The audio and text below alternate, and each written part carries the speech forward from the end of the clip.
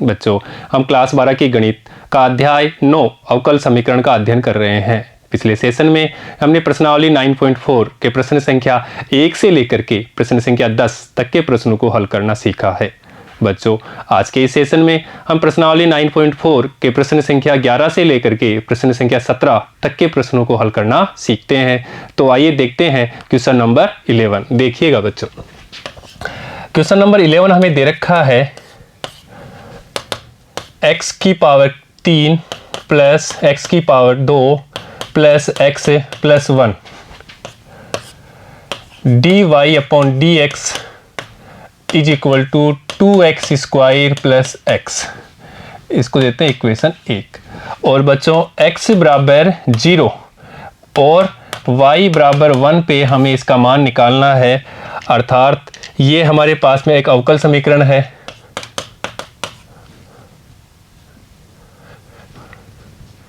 ठीक है बच्चों, अवकल समीकरण है ये हमारे पास में एक।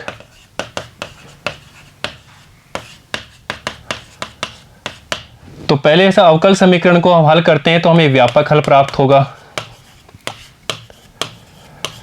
और व्यापक हल में श्वेत अचर होगा, और श्वेत अचर के मान निकाल के x बराबर 0 और y बराबर 1 रखेंगे तो हमें श्वेत अचर का मान प्राप्त हो जाएगा। फिर हमें वो जो मान हल मिलेगा वो हमें विशिष्ट हल मिलेगा।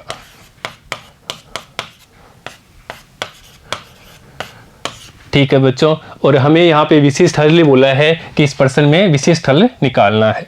तो देखिएगा बच्चों, पहले हम चरों को पृथक कर लेते हैं।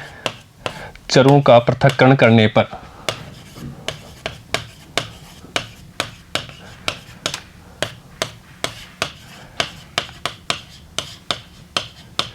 तो देखिएगा बच्चों, यहाँ लेफ्ट साइड में dy रख लेते हैं is equal to 2x square plus x upon x की power 3 plus x square plus x plus 1 dx। Equation 2 हमने चर पृथक्करण कर लिया बच्चों। अब हम समीकरण 2 का दोनों तरफ समाकलन करने पर तो समाकलन कर लेते हैं। यहाँ पे किया dy equal to 2x square plus x upon x की पावर 3 प्लस x की power 2 plus x plus 1 dx। अब बच्चों इसके राइट हैंड साइड को देखिएगा। राइट हैंड साइड में हमें दिया हुआ है, यहाँ पे अंश और हर में है, तो अंश में इसकी घात 2 है, ऐसे ही हर की घात 3 है। तो अर्थात ये उचित परिमेय फलन है, और उचित परिमेय फलन होने पर, बीजीय फलन होने पर हम उसको क्या करते हैं, आंशिक भिन्नों में तोड़ लेते हैं। तो देखिएगा बच्चों, यहाँ से अपन राइट हैंड साइड से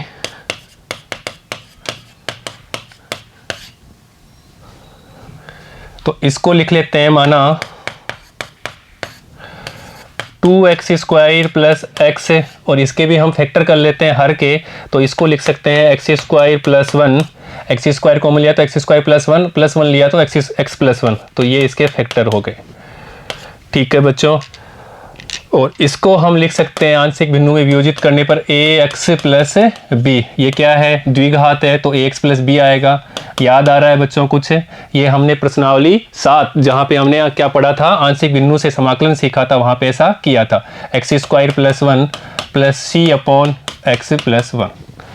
a b c के मान निकालने हैं बच्चों। एलसीएम लेंगे तो हमें 2x square plus x equal to ax plus b, जिसके साथ में आएगा x plus 1 plus c x square plus 1।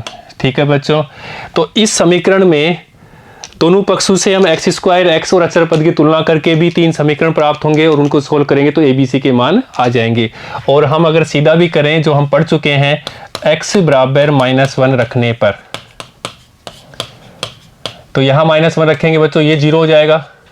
तो देखिएगा, यहाँ रखेंगे तो 2 - 1 इज इक्वल टू ये 0 प्लस यहाँ पे देखिएगा c2 -1 का स्क्वायर प्लस 1 तो 2 हो जाएगा।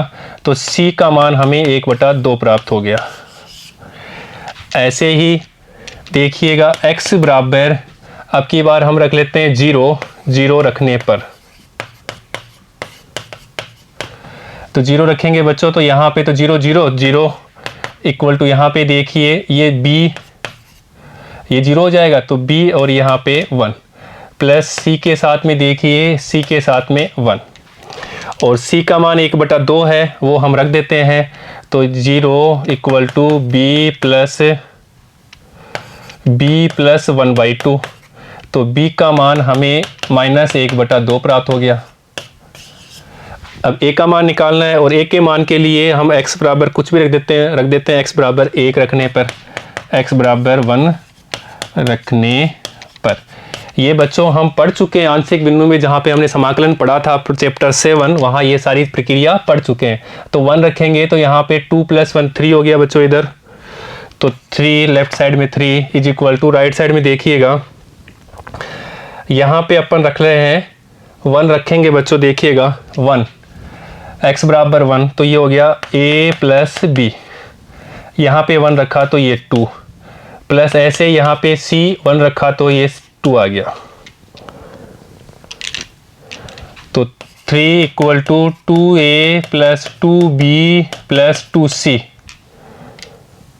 ए बी सी का मान यहाँ रख देते हैं, या तो इसको रख लेते 2 कॉमन लेंगे, ए बी सी का मान रख देते हैं। ए का मान हमें निकालना ही है ए, या सीधा ही रख लो बच्चों पहले 2a, ए का मान निकालना है, बी का मान 2, बी का मान है -1/2, सी का मान है 1/2, तो ये कैंसिल, यहाँ से ये कैंसिल, तो ये माइनस, ठीक है बच्चों ये माइनस हो जाएगा, तो यहाँ 3 इक्वल टू 2a और a का मान हमें 3/2 प्राप्त हो गया। ठीक है बच्चों, ए बी सी के हम मान निकाल चुके हैं। अब देखिएगा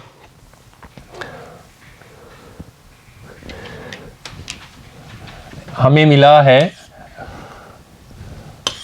dy equal to 2x² plus x upon x³ plus x² plus x plus 1 dx, यही था जिसको हमने लिखा था dy इक्वल टू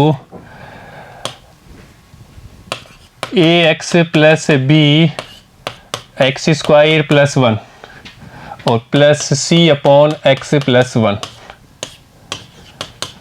तो इधर तो हम समाकलन कर लेते हैं y और यहाँ पे a b c का मान रख देते हैं। देखिए बच्चों a का मान 3/2, x और b का मान -1/2 अपॉन x² प्लस 1, ऐसे ही c का मान भी 1/2 x plus 1। A B C का मान रख दिया हमने जो हमने निकाला था अभी। तो y इक्वल टू यहाँ पे भी अलग अलग कर लेते हैं, तो देखिएगा हम पहले 3/2 को बाहर ले लेते हैं, तो x upon x² plus 1 dx minus, देखिएगा इसको भी 1/2 कांस्टेंट है बाहर ले लेते हैं, तो यहाँ dx बटे x² प्लस 1 प्लस 1/2 यहाँ पे हो जाएगा dx बटे x प्लस 1। ठीक है बच्चों, अलग अलग करके हम समाकलन कर रहे हैं। देखिएगा ये आपका रिवीजन हो रहा है बच्चों, समाकलन का आंशिक भिन्नों से जो समाकलन है उनका रिवीजन हो रहा है। तो देखिएगा 3/2 x² प्लस 1 को हम t मानते हैं, तो 2x dx को dt, तो 2 चला जाएगा, तो ये तो 2 यहाँ लिख लेता हूँ मैं सीधा ही, और ये समाकलन हो जाएगा log mod x² प्लस 1।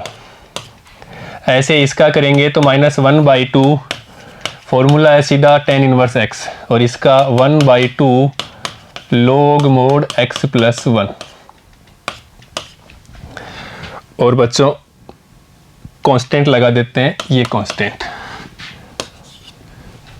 तो y equal to 3/4 log x² plus 1, x² plus 1 minus, पहले इसको इसके साथ रख लेते हैं 1/2 log x plus 1 minus 1/2 tan inverse x plus c। ये बच्चों व्यापक हल प्राप्त हो गया। और हमें दे रखा है, देखिएगा हमें दिया है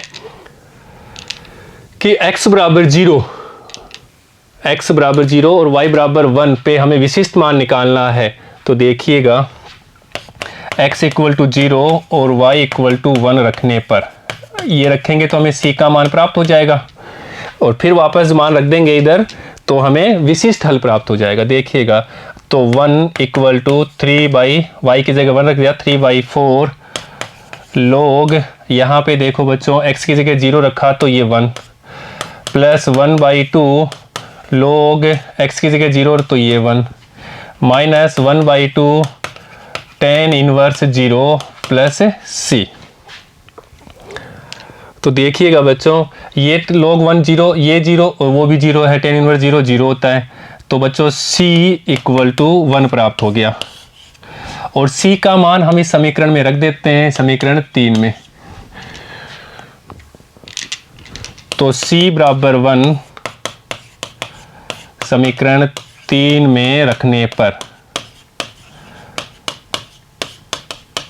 तो विशिष्ट हल प्राप्त हो जाएगा। समीकरण 3 क्या है, इसका व्यापक हल है। तो देखिएगा y equal to 3/4 log x square plus 1 plus 1/2 log x plus 1 minus 1/2 tan inverse x और c की जगह 1 रख दिया। बच्चों यहाँ 1/4 कॉमन लेते हैं इन दोनों से, तो ये 1/4, यहाँ 1/4 नहीं था तो 2 से ऊपर नीचे गुणा कर दिया, जो 2 से गुणा भी किया और 2 से हमने भाग भी किया। तो 1/4 2 जो गुणा में था उसको इसके ऊपर ले जाएंगे, तो 1/4 ले लिया। तो यहाँ पे बच्चों देखिए, और 3 इसको भी ले जाते हैं तो ये हो जाएगा log, और प्लस है तो लिख देंगे इसको x की पावर x स्क्वायर प्लस 1 की power 3।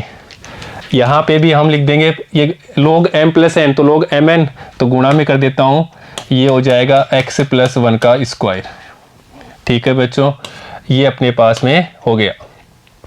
Minus 1/2 tan inverse x plus 1, 1/4 common लिया, 3 ये था तो ये इसके घात के ऊपर चला गया, यहाँ पे पावर चला गया, log इस वाली से log m की पावर n, जिसको हम सकते हैं n log m।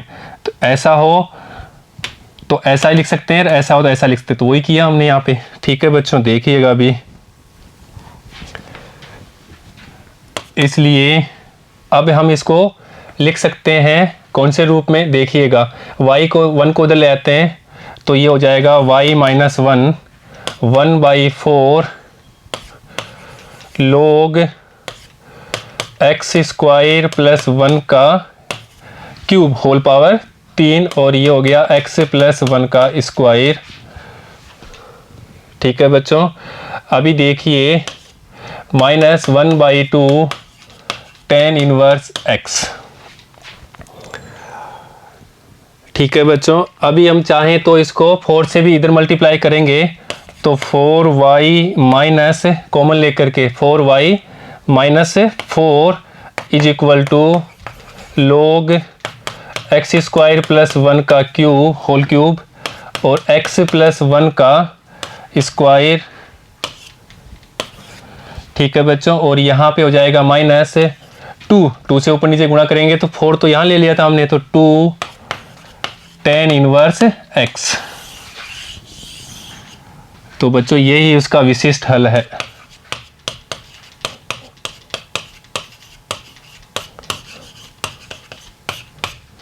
ठीक है बच्चों, नोट करिएगा। नेक्स्ट देखते हैं क्वेश्चन नंबर 12। देखिएगा बच्चों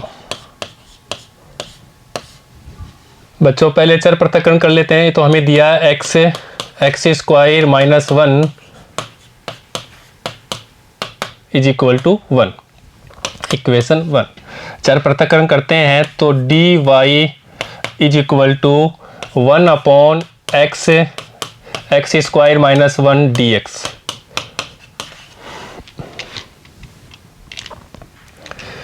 समीकरण 2 का समाकलन कर लेते दोनों पक्षों में, तो dy इक्वल टू देखिएगा dx upon x square minus 1, समीकरण 3। अब बच्चों यहाँ पे देखिए वापस क्वेश्चन नंबर 11 की तरह ही है। यहाँ पे देखिए बच्चों अभी क्वेश्चन नंबर 11 की तरह ही है, आंशिक बिंदु में तोड़ लेते हैं। तो यहाँ तो समाकलन किया तो y इज इक्वल टू इसको लिख सकते हैं dx अपॉन x माइनस 1 और x प्लस 1,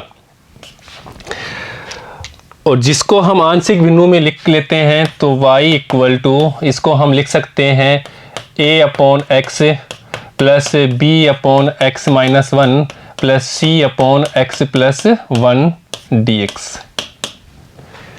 और बच्चों ये हम आंशिक भिन्नों से कर लेते हैं। माना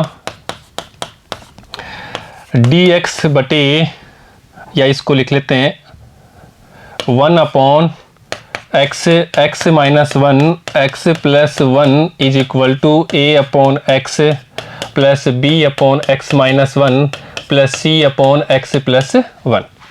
ठीक है बच्चों, तो अब हमें आंशिक भिन्नों के द्वारा ये जो आंशिक भिन्नों में वियोजित कर लिया, आंशिक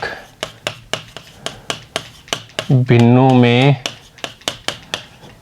वियोजित करने पर, तो ये हमने आंशिक भिन्नों में वियोजित कर लिया। यहाँ से हम ए बी सी का मान निकालेंगे और ए बी सी का मान निकाल करके फिर यहाँ पे रख के हम समाकलन करेंगे, फिर हमें व्यापक हल प्राप्त हो जाएगा। और व्यापक हल में हम यहाँ पे क्वेश्चन में दिया है x बराबर 0, देखिए बच्चों सॉरी y बराबर 0 और x बराबर 2 रखेंगे तो हमें स्वेच्छ अचर का मान प्राप्त हो जाएगा, और स्वेच्छ अचर का मान हम व्यापक हल में रख देंगे तो हमें विशिष्ट हल प्राप्त हो जाएगा। और ये सब आप स्वयं करेंगे बच्चों, ये प्रैक्टिस ही करना है कि आप स्वयं करें। क्वेश्चन नंबर 11 की तरह, प्रश्न संख्या 11 की तरह। बस अब अभी तो यहाँ पे समाकलन नहीं करना है, एबीसी का मान निकालना है और फिर समाकलन करना है, फिर हमें स्वेच्छ अचर को हटाना है। स्वेच्छ अचर के लिए यहाँ पे दिया है x बराबर 2 और y बराबर 0। ठीक है बच्चों, नेक्स्ट देखते हैं क्वेश्चन नंबर 13। देखिएगा बच्चों, क्वेश्चन नंबर 13 में हमें दे रखा है कि cos dy by D x is equal to A, equation 1। और ए क्या है? ए है एक वास्तविक संख्या है, वास्तविक संख्या से बिलोंग करती है। और हमें y बराबर 1, y इक्वल टू 1 कब होगा? जब x बराबर 0। तो इस पे हमें उसका इस जो अवकल समीकरण है इसका हमें विशिष्ट हल निकालना है। तो देखिए बच्चों, पहले चर पृथक्करण कर लेते हैं यहाँ से। तो dy by D x is equal to cos inverse a लिख सकते हैं। अब देखिएगा dy बराबर cos inverse a d x, समीकरण 2 का दोनों पक्षों में समाकलन करने से तो देखिएगा dy is equal to cos inverse d x, cos inverse a. अब कोस इनवर्स ए कांस्टेंट है, इसको बाहर ले लेते हैं। तो dy equal to cos inverse a d x, समाकलन कर लेते हैं इसका। तो बच्चों y equal to cos inverse a, और ये किया तो इसका x और ये समाकलन नियतांक, समीकरण 4। ये समीकरण 4 हमें व्यापक हल प्राप्त हो गया। और इस व्यापक हल में हमें c का मान निकाल लेंगे और c का मान निकाल के वापस रख देंगे तो हमें विशिष्ट हल प्राप्त हो जाएगा। यही हमें पूछ रहा है। और c के मान निकालने के लिए हमें दे रखा है, ये दिया हुआ है बच्चों, y बराबर 1 और x बराबर 0। तो y बराबर 1 और x बराबर 0 समीकरण रखने पर समीकरण 4 में, ठीक है बच्चों, x बराबर 1 और x बराबर 0 y बराबर 1 रख देते हैं समीकरण 4 में। तो यहाँ पे तो 1 equal to cos inverse a, और यहाँ पे रखा तो 0 प्लस c, तो ये पूरा 0 प्राप्त हो जाएगा। इसका मतलब c का मान 1 प्राप्त हो गया। और c का मान 1 हम समीकरण 4 में रख देते हैं। तो देखिएगा समीकरण 3, 4 और 5 से, समीकरण 4 व 5 से, तो y equal to X cos inverse a plus 1, c की जगह हमने क्या रख दिया? y equal to cos inverse a x plus c की जगह 1 रख दिया। 1 यहाँ से निकाला था हमने।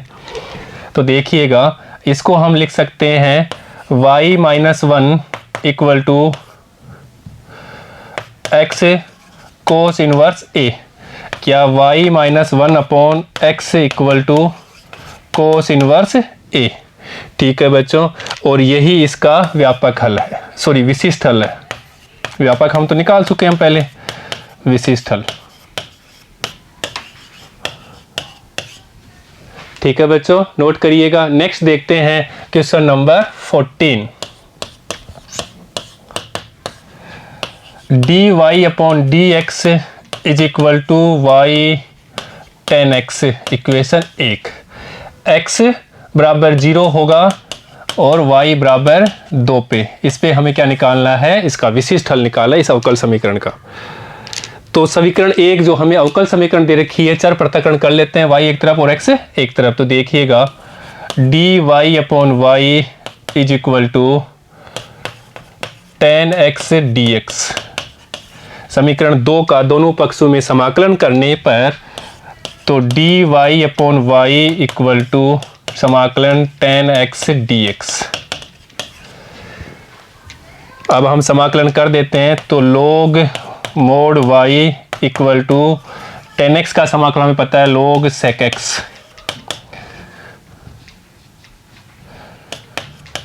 x प्लस ये कांस्टेंट ले लेते हैं log c। देखिएगा बच्चों, तो यहाँ से अपन log y का मान निकाल लेते हैं। पहले अपन लिख लेते हैं इसको log y equal to log c को यहाँ लिख लेंगे log c sec x, गुणा में है तो हम log m प्लस n को log mn लिख दिया हमने। देखिएगा हमें दे रखा है क्वेश्चन में x बराबर 0 y बराबर 2, x बराबर 0 और y बराबर 2। समीकरण 4 में x बराबर 0 और y बराबर 2 रखने पर तो x बराबर 0 y बराबर 2 रखा तो log 2 is equal to log c से यहाँ से रख देते हैं सब बच्चों, पहले अपन यहीं पे रख देते हैं। देखिएगा ठीक है, log sec x की जगह 0, ठीक है बच्चों, या यहाँ पे रख देते हैं। तो c का मान निकालना है हमें, तो देखिएगा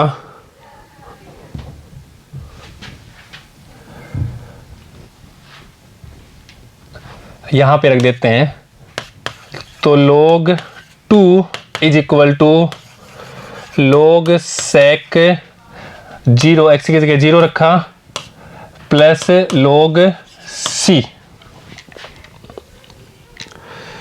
तो बच्चों log 2 is equal to log sec का मान 1 होता है, तो log 1 प्लस log c। तो देखिएगा बच्चों ये 0 हो गया, तो log 2 equal to log c। तो यहाँ से हमें c का मान बच्चों c इक्वल टू 2 प्राप्त हो गया। ठीक है बच्चों, अब ये मान हम यहाँ पे रख देते हैं इक्वेशन 4 में। देखिएगा इसलिए log y equal to log mod c sec x, और c का मान हम यहाँ रख देते हैं बच्चों 2। तो log y equal to log 2 sec x। ठीक है बच्चों, तो y equal to 2 sec x इसका विशिष्ट हल होगा बच्चों। ठीक है बच्चों, नेक्स्ट देखते हैं क्वेश्चन नंबर 15। देखिए बच्चों क्वेश्चन नंबर 15 हमें दिया है कि बिंदु 0 0 से गुजरने वाले एक ऐसे वक्र का समीकरण ज्ञात करना है जिसका अवकल समीकरण हमें दिया है, अर्थात इसको लिख सकते हैं dy upon dx is equal to e की पावर x sin x। ये हमें अवकल समीकरण दिया हुआ है, कहाँ से गुजरेगा 0 0 से। देखिएगा बच्चों, तो इसका विशिष्ट हल निकालना है, ये बिंदु दे रखा है, इसका मतलब हमें विशिष्ट हल निकालना है। पहले समीकरण एक चर पृथक्करण कर लेते हैं, तो देखिएगा dy is equal to e की power x sin x dx। समीकरण 2 का दोनों पक्षों में समाकलन करने पर तो देखिएगा dy इक्वल टू e की power x sin x dx। अब देखिएगा बच्चों, बाई पार्ट्स मेथड से इसका समाकलन हम कर चुके हैं और ये फॉर्मूला रूप में भी हमें आता भी है फर्स्ट फलन और सेकंड फलन से। तो यहाँ y इक्वल टू इसका समाकलन e की power x by two sine x minus cos x प्राप्त होता है। ठीक है बच्चों, ये समीकरण देते हैं 3। अब हमें दिया है मूल बिंदु पर अर्थात बिंदु 0 0 पे, तो देखिएगा x बराबर 0 और y बराबर 0 समीकरण 3 में रखने पर। ये क्यों कर रहे हैं? क्योंकि हमें व्यापक हल है 3, तो यहाँ पे c का मान निकाल लेंगे ये रख के और c का मान वापस समीकरण 3 में रखेंगे तो हमें ये विशिष्ट हल प्राप्त हो जाएगा। तो देखिएगा 0 इक्वल टू ई की power 0 by 2 sine 0 minus cos 0 plus c। तो 0 इक्वल टू ई की पावर 0 1 होता है, तो 1 बाई 2 0 माइनस 1 प्लस c। तो माइनस, तो c का मान हमारे पास में 1 बाई 2 प्राप्त हो गया। ठीक है बच्चों, अब ये c का मान हम समीकरण 3 में रख देते हैं। तो c इक्वल टू 1 बाई 2 समीकरण 3 में रखने पर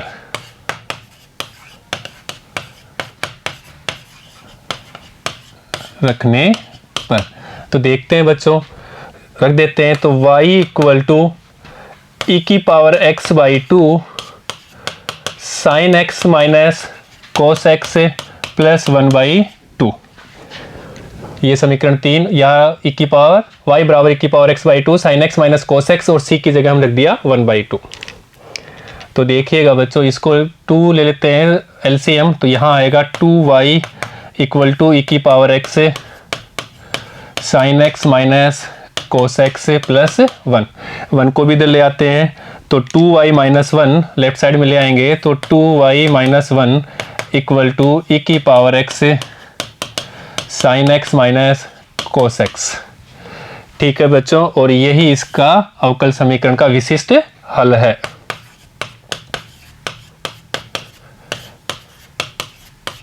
और यही हमारा आंसर है। ठीक है बच्चों, नोट करिएगा। नेक्स्ट देखते हैं क्वेश्चन नंबर 16। क्वेश्चन नंबर 16 बच्चों दिया है अवकल समीकरण x y dy by D x is equal to x plus 2 और दूसरा फैक्टर है y प्लस 2। इक्वेशन 1 के बिंदु -1 से गुजरने वाले वक्र का सेम क्वेश्चन नंबर 15 की तरह ही है।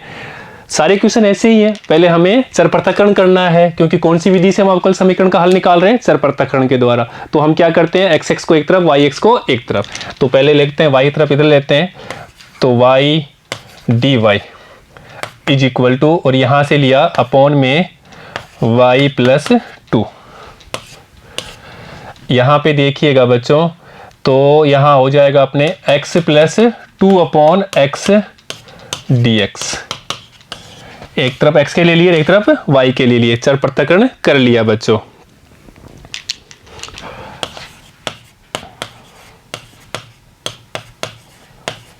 चर पृथक करने पर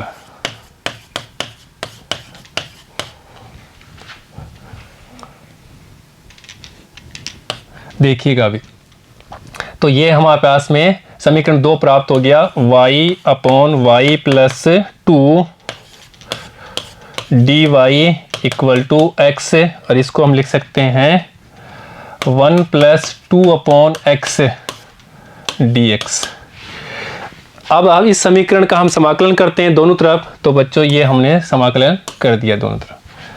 अब बच्चों यहाँ तो हो गया। अब ऐसे ही करने के लिए हम पढ़ चुके हैं कि अंश को भी हर की तरह ही बनाना है। उसके लिए क्या करेंगे, 2 जोड़ेंगे, 2 घटाएंगे तभी बनेगा ऐसा। तो देखिएगा y प्लस 2 जोड़ा और माइनस 2 घटाया, कर सकते हैं, अपॉन में y प्लस 2 है और ये dy, और यहाँ पे तो हम कर ही लेते हैं x plus 2 log mode x, और ये कांस्टेंट भी लगा देते हैं। यहाँ पे देखिएगा बच्चों, तो यहाँ पे एक बार तो हो जाएगा अपने पास में dy, क्यों कट जाएगा ये 1 dy minus 2/y plus 2 dy equal to x plus 2 log mod x plus c। अब तो यहाँ भी समाकलन हो गया, तो y minus 2 log mod y plus 2 is equal to x plus 2 log mod x plus c। अब बिंदु जो दिया है ये इक्वेशन देते हैं 3। अब हमें दिया है बिंदु, उस बिंदु पे हम यहां से रख के 1 माइनस 1, तो x बराबर 1 y बराबर माइनस 1 समीकरण 3 में रखने पर, 3 में रखने पर, ठीक है बच्चों। x बराबर 1 ये दिया है 1 माइनस 1, तो वही हम रख रहे हैं यहाँ पे, देखिएगा। तो यहाँ पे रखा तो 1, ये माइनस 1 रखे हैं यहाँ पे, तो ये माइनस 1 y की जगह माइनस 1, एक माइनस 2 log y प्लस 2, तो minus 1 plus 2 is equal to x की जगह हमें रखना है 1 प्लस 2 log 1 प्लस c, तो माइनस 1 ये क्या हो जाएगा बच्चों, 1 हो गया, log 1 का मान 0 इज इक्वल टू, यहाँ पे देखिए 1 प्लस ये 0 हो गया, 0 प्लस c, तो c इक्वल टू यहाँ से minus 1 equal to minus 2, c का मान हमें माइनस 2 प्राप्त हो गया, और वो माइनस 2 मान हम समीकरण 3 में रखने पर c बराबर माइनस 2 समीकरण 3 में रखने पर, समीकरण 3 क्या है, व्यापक हल है, और ये c का मान हम रख देंगे तो हमें विशिष्ट हल प्राप्त हो जाएगा।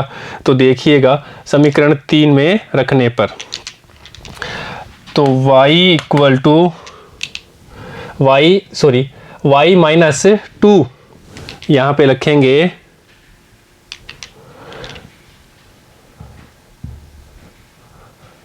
y minus 2 log y plus 2, y plus 2, देखिए आगे क्या है, y plus 2 is equal to x plus 2 log x, और c की जगह हमने रखा minus 2, y minus 2 log y plus 2 is equal to x plus 2 log mod x plus c, और c की जगह हमने माइनस 2 रख दिया। ठीक है बच्चों, देखिएगा हम इसको सोल्व कर सकते हैं और भी, तो यहाँ से अपन लिख लेंगे इसको, यहाँ इसको इधर ले आते हैं, तो ये x ले गया x minus y plus 2 log mod x, और इसको ले गया तो plus 2 log y plus 2 minus 2 equal to 0। तो x माइनस वाई यहाँ से अपन लिख सकते हैं इसको, और लिख देंगे प्लस log x स्क्वायर और y प्लस 2 का होल स्क्वायर। ठीक है बच्चों, ये हम log की परिमेय इसको ऊपर ले गए, और फिर log m प्लस n, तो log mn minus 2 equal to 0। तो बच्चों हम इसको देखो लिख सकते हैं कैसे, x माइनस वाई माइनस 2, ठीक है, plus log x square y plus 2 का whole square is equal to 0, और वही इसका विशिष्ट हल है, और यही इसका आंसर है बच्चों। ठीक है बच्चों, नोट करिएगा। नेक्स्ट देखते हैं क्वेश्चन नंबर 17। क्वेश्चन नंबर 17 में दिया है बिंदु 0-2 से गुजरने वाले एक ऐसे वक्र का समीकरण ज्ञात करना है जिसके किसी बिंदु x y पर स्पर्श रेखा की प्रवणता, और स्पर्श रेखा की प्रवणता बच्चों हम जानते हैं, स्पर्श रेखा की प्रवणता, स्पर्श रेखा की प्रवणता, स्पर्श रेखा की प्रवणता ये होती है dy/dx, और उस बिंदु के y निर्देशांक का गुणन और उस बिंदु के y निर्देशांक का गुणनफल उस बिंदु के x निर्देशांक के गुणनफल के बराबर है। अर्थात प्रश्नानुसार प्रश्न में हमें दिया है कि स्पर्श रेखा की प्रवणता यह है dy/dx और उस बिंदु के y निर्देशांक का गुणनफल उस बिंदु के x निर्देशांक के बराबर है। किसके है? x निर्देशांक के बराबर। ये प्रश्नानुसार हमें दिया हुआ है। ठीक है बच्चों, जैसा प्रश्न में दिया वैसा हमने इसको गणितीय रूप में लिख लिया। अब देखो चर पृथक्करण कर लेते हैं। तो y dy = x dx समाकलन कर लेते हैं। तो y dy = समाकलन x dx समाकलन हो गया y² = x² प्लस c। और c का मान निकालने के लिए हमें बिंदु दिया हुआ है। बिंदु हमें क्या दिया हुआ है? 0 - 2। तो x = 0 y = -2 रखने पर समीकरण 3 में तो रख देते हैं बच्चों। यहाँ पे देखिएगा 2 -2 रखेंगे तो 4/2 = 0/2 प्लस c। तो 2 तो c बराबर हमें 2 प्राप्त हो गया। और c का मान 2 हम यहाँ समीकरण 3 में रख देते हैं। c = 2 समीकरण 3 में रखने पर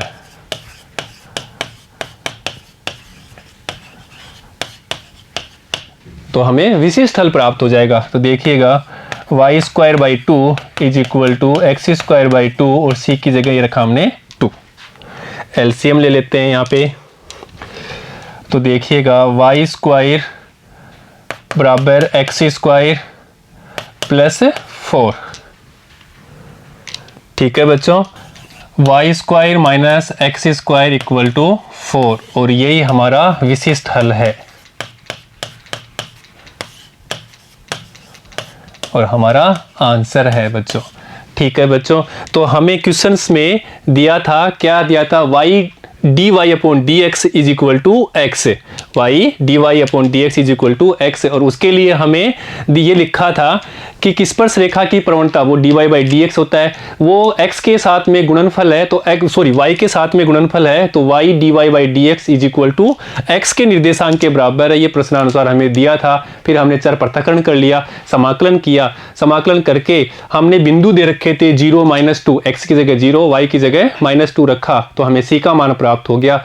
और c का मान हम फिर व्यापक हल में रखते हैं तो हमें विशिष्ट हल प्राप्त हो जाता है। ठीक है बच्चों, तो आप बच्चों इसको नोट करिएगा। ठीक है बच्चों, आज हमने इस सेशन में प्रश्नावली 9.4 के प्रश्न संख्या 11 से लेकर के प्रश्न संख्या 17 तक के प्रश्नों को हल करना सीखा है। बच्चों आगे के प्रश्नों को आप स्वयं करिए, फिर हम कल यहाँ पे बोर्ड पे करेंगे। तो बच्चों नेक्स्ट सेशन में हम प्रश्नावली 9.4 के प्रश्न संख्या 18 से आगे के प्रश्नों को हल करना सीखेंगे। ठीक है बच्चों, धन्यवाद।